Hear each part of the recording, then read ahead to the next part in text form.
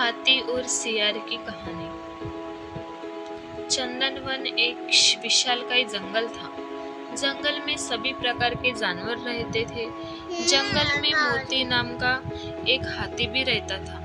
मोती हाथी का शरीर काफी बड़ा था।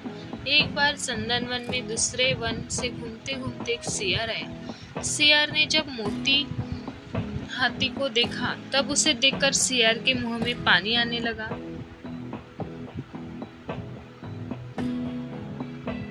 सियार हाथी को खाने के बारे में सोचने लगा और मन ही मन सियार का शिकार करने की योजना बनाने लगा।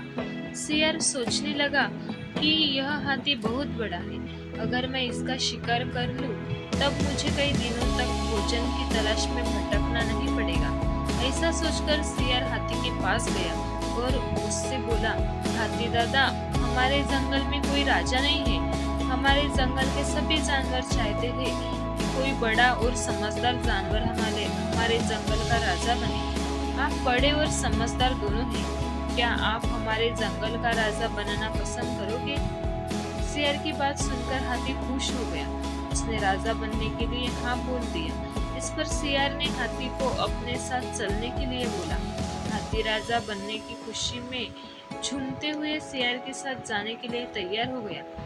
शेर हाथी को ऐसे तालाब में ले गया जिस तालाब में दलदल था।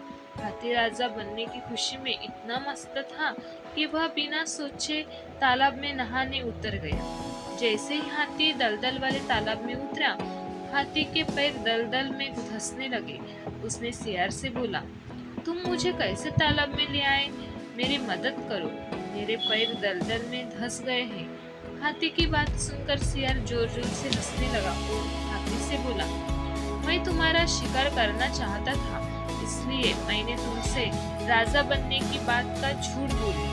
अब तुम दलदल में फंसकर मर जाओगे और मैं तुमको अपना भोजन बनाऊंगा। शेर की बात सुनकर हाथी की आंखों में आंसू आने लगे। उसने बाहर निकलने की बहुत कोशिश की। बहुत बार शेर से बाहर निकलने की विनती की, लेकिन शेर ने उसकी कोई मदद नहीं की और हाथी कुछ देर के प्रयत्न के बाद मर गए।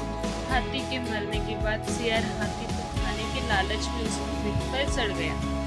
हाथी को खाने के लालच में शेर यह भूल गया कि वह भी हाथी के साथ दलदल में नीचे जाता रहा और अंत में शेर भी हाथी के साथ धीरे धीरे दलदल में धंसकर मर गया।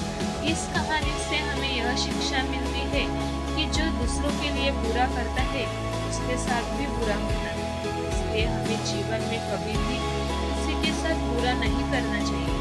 अगर हम किसी के लिए बुरा करते हैं, तब हमें भी अपने साथ ऐसा होने के लिए तैयार रहना चाहिए, क्योंकि बुरे कर्म का फल हमेशा बुरा होता है। इसलिए किसी के साथ कभी बुरा ना करें। आपको हमारी ये कहानी कैसी लगी और आपने इससे क्या सीखा, हमें कमेंट करके जरूर बताएं।